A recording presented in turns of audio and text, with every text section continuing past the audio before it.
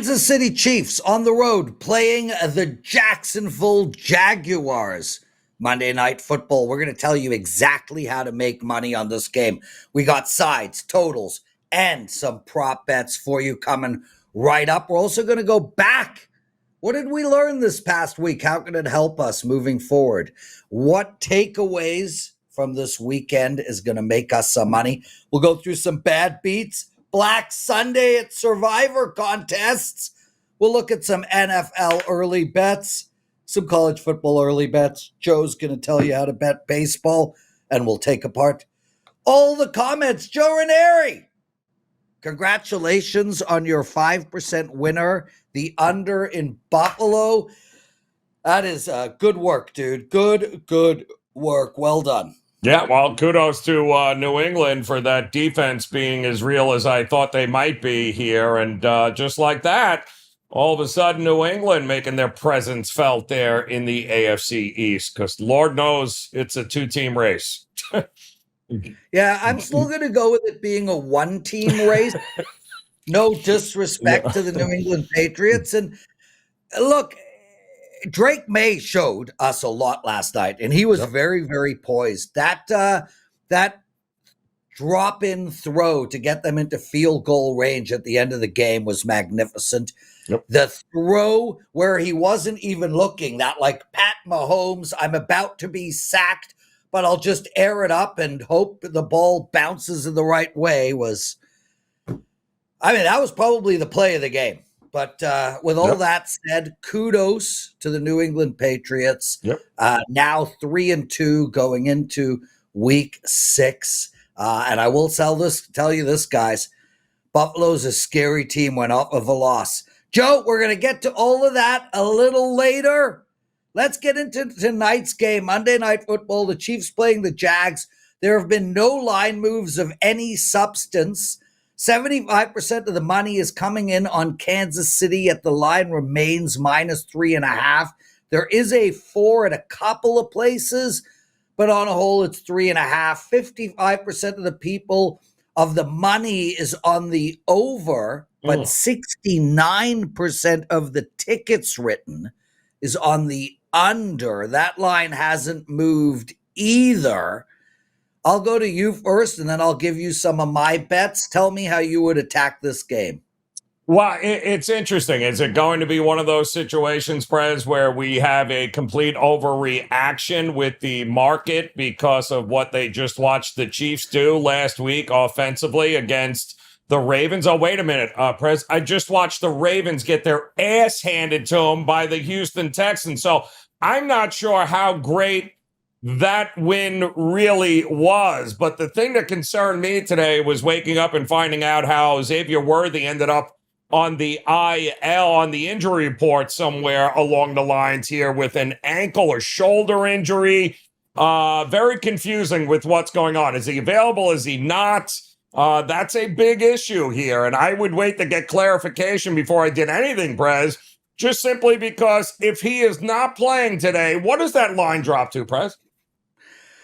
I don't know, Joe. I mean, the line is held firm. I think if he plays, I think given that it's Kansas City, I don't think the line drops much. I think maybe we go to a 3, but I don't think it drops below a 3 because this team has got an army of bettors. We're always paying a premium to bet them, and we saw what they did last week. With that said, Xavier Worthy is crucial to this game, Joe, because he stretches the field. So I'm going to tell you, from a side perspective, Joe, I like the Jags here. I like the Jags with or without Xavier Worthy. I'm not buying into this Kansas City team quite yet. I understand their win against Baltimore, but it does look slightly fraudulent given that, oh, wait, Baltimore just allowed a touchdown. It's still going on. Yes, that's 300 now for Houston. I don't think this Kansas City team is the same team as last year's Kansas City team or the year before. I think we're seeing a regression from this team, and it makes sense. And I think the Jags are, with their new coach, are playing exciting, conservative football. I know those two words are an oxymoron, so to speak, but they're running the ball, they're setting up play action passes, they're keeping Trevor Lawrence, or Fabio as I call him, from not making mistakes, and they are stretching the field. So I like the Jags here, and we saw yesterday, Joe, this is the weekend of the dogs.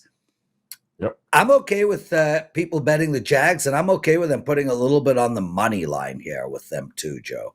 I don't hate them. I don't hate their team total over. I don't hate Travis Etienne over in rushing yards. They are one stupid, ridiculous 5-minute stretch against the Cincinnati Bengals from being a 4-0 team here, Prez. Let's be realistic. But it's the defense and the rushing that has really solidified this Jacksonville team. So 65.5 was his rushing prop earlier in the week. I got 64.5, Joe. I'm good. So I'm going to tell you from a prop bet perspective of me, I agree with you. I'm looking at rushing yards. I'm looking at Patrick Mahomes over 21.5 rushing yards. I'm looking at Travis Etienne. This is my favorite prop bet, over 64.5 rushing yards. And Joe, Trevor Lawrence is only 10.5, and I like him in the over to the rushing yards as well. So those are the three prop bets that I'm looking at. Patrick Mahomes over 21.5, Travis Etienne over 64.5, and Trevor Lawrence over 10.5. If Xavier Worthy does play, his rushing total is 5.5, and he's going to rush at least once. Yep. So that's worth a flyer as well. Do you see anything else? Do you see anything else at all in the prop bet market? Yeah, Trevor Lawrence over 3.5 carries is not a bad look either, because I think he's going to be forced out of the pocket a couple of times. And listen, Spags is going to be bringing the heat. Would not shock me at all if he lands, with maybe 5 or 6 carries because of him having to run and take the extra yardage instead of forcing things.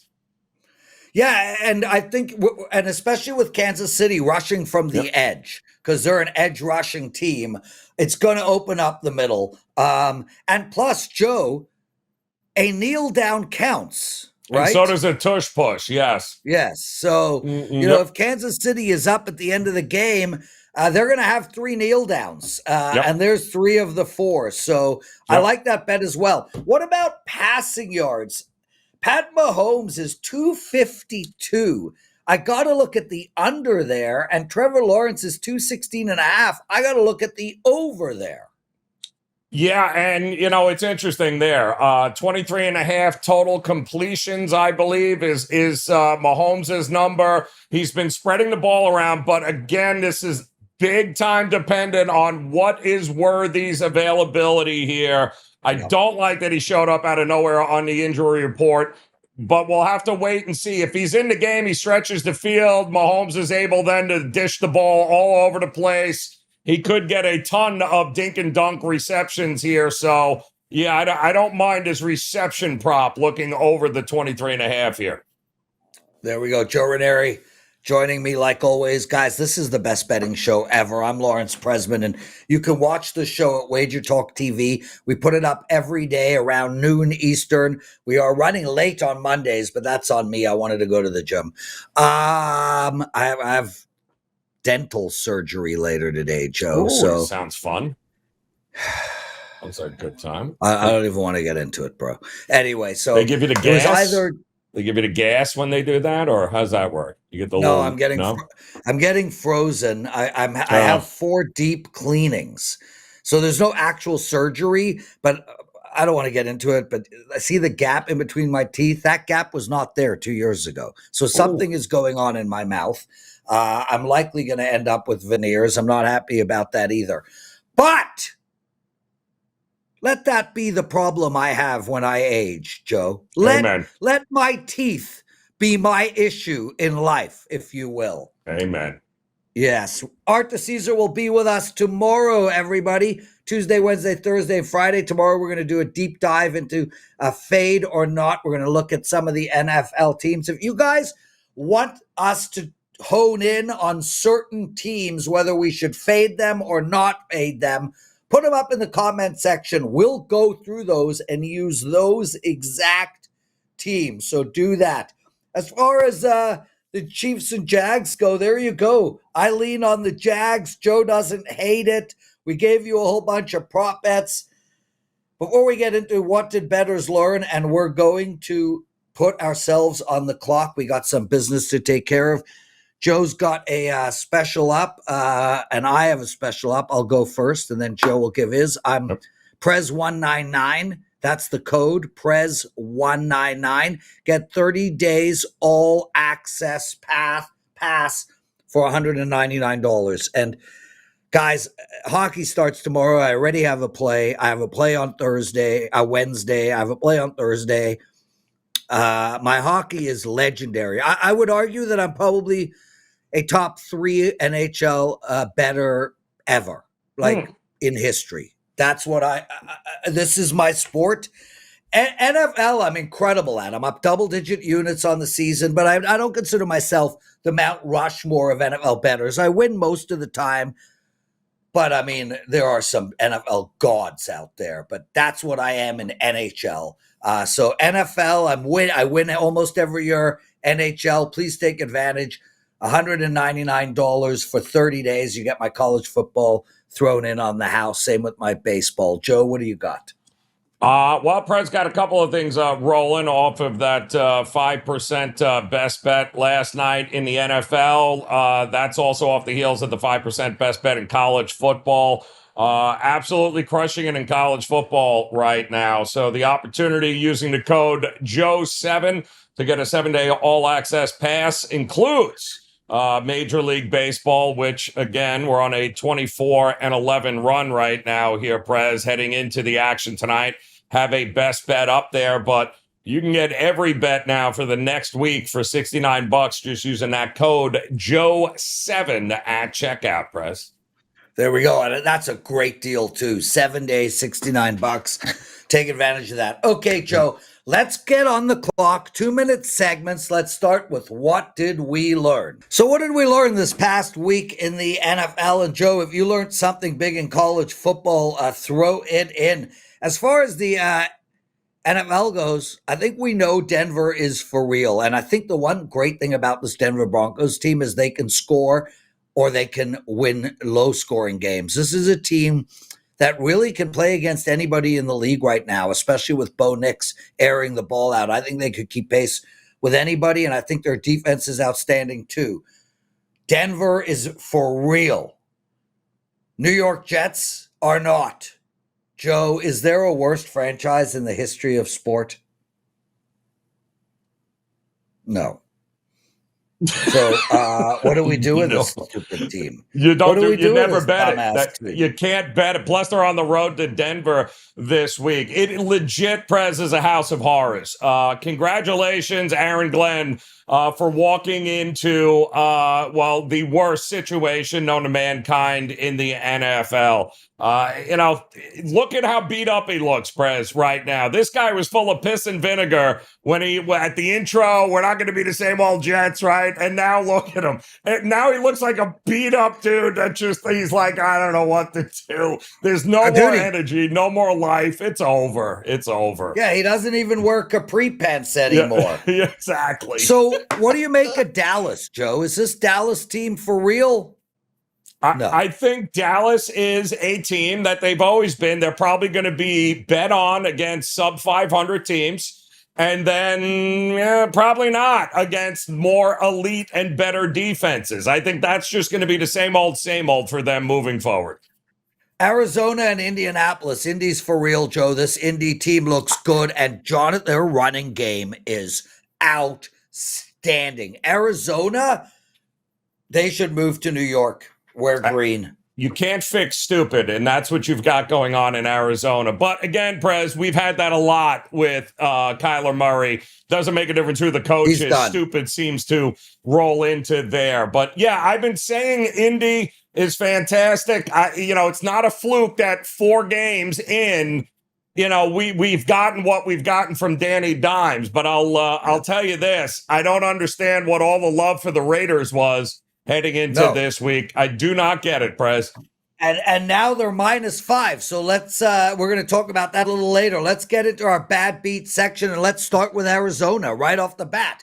I mean, listen, this was a Black Sunday in Survivor. You had 28% of the field lose out on the Rams. Then you had 25% of the field, give or take, lose out on Arizona. And then you had 15% out on Buffalo. I had Buffalo. I am out of Circus Survivor, and I am totally okay with that, Joe. I honestly don't even care. Just move on. But bad beats, Arizona was horrible, and they were covering. We had a guy run into the end zone with the ball and decide to celebrate too early again, 2 weeks in a row. Then we had an Arizona guy get an interception and decide to drop the ball and roll it into the end zone. Wow. That stands out to me as a horrible beat. I had a 5% play, Joe, on the Miami-Florida State game. I was on the over. Terrible. That bad was beat. tough too, dude. They had enough yards in that game to have 65, 70 points up on the board, and Miami took their foot off the gas in the second half. Not to mention Florida State turned the ball over 3 times, twice in Miami territory. So, that's a terrible beat in that spot. But somebody on this show last week said, hold your nose and do not trust the Miami Dolphins on the road as a favorite. And Carolina is going to be one of those teams where we might be able to trust them at home, Prez. They're not there on the road yet, but that was pretty darn impressive there. Yeah. But my stupid bet of the week, I had 2 of them. One of them is I trust the Jets in a teaser, which was apparently that didn't work out, obviously. And trusting that the Cincinnati Bengals and their backup quarterback would not throw the ball to Detroit 12 times in a row. That was probably ridiculous. They still only lost by 13, but that team is just unlike Carolina, who can win at home. I thought maybe Cincinnati could keep it close, but they weren't close, Press, not even remotely. Joe, I know we're off the clock and we're going to go to our NFL Week 6 early bets, but I just want to say one thing. You can't pull a guy who has 11 outs left in a no-hitter in his first start in the playoffs in a blowout. I understand if it's 2-0, if it's 3-1, if it's 4-0. The game takes priority. It was 8-0. Let the guy finish the game. So just wanted to get that out there. Yep, I agree. 78 pitches in, Prez, and they yanked him. But why let him go? Why let him even start the fifth, though? So you brought him out to pitch the one guy to start the fifth, and you yanked him. I didn't understand that at all. And it wasn't, and I think he struck him out. Correct. Yep. Made no sense. The guy was on pace to break the strikeout record, to get a no-hitter. Yep. What were they thinking? Okay, Joe, NFL Week 6 early bets. So right off the bat, 94% of the money is coming in on Denver. We get that. 83% of the money is on the over in the New York Giants. 89% on Philly. 91% of the money is coming in on Indianapolis. 92% on Seattle, which is insane. 89% on Detroit. Those and 92% on Tampa Bay, which I do agree with. Anything jump out to you there, Joe? Yeah, well, listen, you're going to have a lot of public recency bias, I think, heading into this week, right? Nobody's going to be looking at the Raiders. Nobody's going to be looking at the Jets, Prez. There's going to be a lot of people looking to fade Baltimore against the Rams. You got to tread carefully here. I think this is going to be one of those good weeks, Prez, where I would hold off before running to the window to lock anything in, just because I think some of these numbers midweek are going to get so inflated that there might be a contrarian player too that is worth keeping an eye on here this week with some of those terrible teams off terrible performances. With that said, if you're going to bet the Panthers, I would bet it immediately and not risk it coming down to 3. Right. If you're going to bet Indianapolis, I would bet it immediately and not risk it going to 7. And if you're going to bet Cincinnati, you need to check yourself into a hospital. Yeah. But I would bet that now too. It is at 14.5, and I don't think you can risk it going to 14 or even 13.5. And it is exactly the same with the Rams. Yep. Again, check yourself into a hospital if you're betting the Rams here. But if you're betting Baltimore, take them right now at plus 7.5. Joe, Correct. What do you got for our CFB Week 7 early bets? All right, so listen, there's a couple of great games that you guys need to keep an eye on in college football, and I don't think you have to wait long, Prez, then to look at what we got happening on Friday night, which might be one of the most entertaining college football games of the week here, and that's going to be South Florida, who we did cash a ticket on last Friday against Charlotte as they got the cover. They're going to be taking on North Texas. Prez, look at the total in this game. This is right up your alley. The total is already 67.5. And quite honestly, I don't know if that is high enough, if we're being honest here. These are two offenses that are going to be up-tempo offenses. They've got athletes all over the field. Whoever gets the most stops is going to win, but I think we're going to get a ton of points in that game, big time. And that's going to be on Friday. And then keep an eye, the game of the week that everyone's going to be talking about that I think has the most implications is going to be, can OU keep it rolling? Kent State, by the way, did not score 3, Prez. No. I'm just going to throw it out there. They didn't score the Ungats. They got the big 0. But this has put up a shut-up time for Texas, who has probably already played themselves out of any sort of playoff contention here. John Matier might be back for this game for Oklahoma. I don't think that it matters for Texas whether Arch Manning is playing. I think we can all agree he is not ready to be the number 1 pick in the NFL draft coming up. The other big one, Indiana at Oregon. That is going to be absolutely monstrous. Can Oregon, are they still a cut above everyone else? Or can Indiana, unlike last year, who lost terribly to Ohio State in the regular season and then got crushed by Notre Dame in a college football playoff, did they learn anything? Are they for real, Prez? We're going to learn that this week here with Indiana and Oregon. There we go. Joe, we're deep into the baseball playoffs. I had the Jays plus 1.5 yesterday.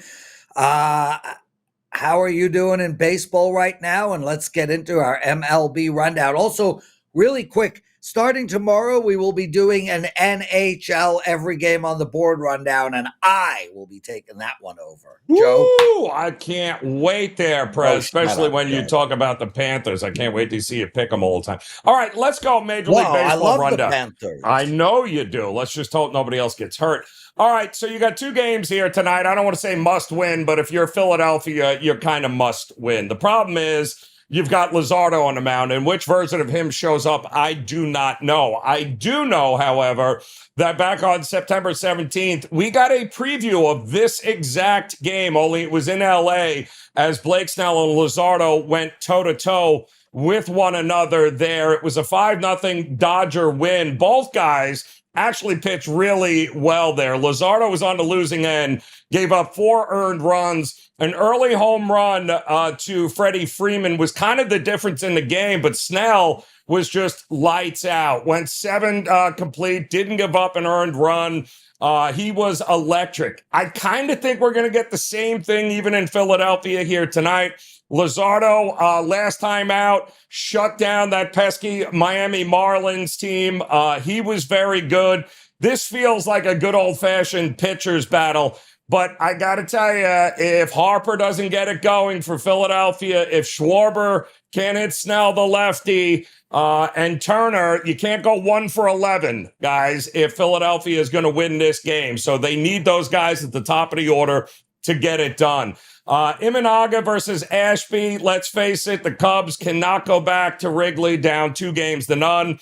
Ashby's only going to go an inning or two. Priester is going to come in after that. We all know the record of how good Milwaukee is when he pitches. This feels like we might get some runs in this game, especially for the fact that Imanaga, his first and second inning numbers, guys, are horrific. He has gotten lit up early this year, and we just watched Milwaukee light the Cubs up in the first 2 innings in game 1. I might look for a first 5 over in this game as well. So there's your Major League Baseball rundown with 2 games on the board tonight, Prez. Awesome stuff. 3 NHL games tomorrow. We'll go through them tomorrow. Mailbag section of the show. Before we get into that, hit that like button. Okay, Joe, I'm racing through this. So Shoot. We got Ray Jami bet the Pats. Way to go. Bill Sandoval, Miami beats up on bad teams. Yeah, not anymore. Hit Kid, I told you the Rams team total under. Well done. We got to keep sleeping on the Brewers, says author something or other. Steel Pumpkin would subscribe twice. For you guys who haven't subscribed, subscribe once, please. We got Dylan Gabriel is not an NFL quarterback. He looked okay to me, Joe. He looked good. He had poise. Yep. He showed calmness. Hacksaw took the Niners over and cashed. Way to go. Yep. The Browns are alive. Not really. Chris Indy, Baltimore. Indy winner, Baltimore loser, Buffalo loser, Detroit winner, Dallas winner, 3-2. Congratulations. Somebody likes Appalachian State. Did they cover or not? I don't even know. That was the best bet. Yeah, that was the best bet this weekend for the clients as well. Yep. Mike Trunk, Lions roll big. Way to go, Mike. And then we've got a great show. Love the over in Philadelphia and Denver. That didn't hit. I did like it as well, though. I did not bet it. And then I would like to read, and this is how we're going to end the show, everybody. Sure. Matt Bartley put up a dating profile for Joe Raineri. Oh. Are you ready? I'm ready. Tagline, half man, half betting slip about me. They say love is a gamble. Good thing I handicap. I'm basically the human version of a teaser. I make everything look easier than it is, and somehow you're still not sure if you won. Fun facts. My safe word is push. I once romanticized a moneyline dog so hard, it ghosted me. Once got a standing ovation for fading the public at my cousin's wedding. What I'm looking for? Someone who understands that line movement isn't about my dance skills. Must tolerate me checking live scores under the table. Ideal date, candlelight dinner, followed by me explaining why the over was a smart play all along. Hobbies, whispering sweet nothings like closing line value in your ear. Well done.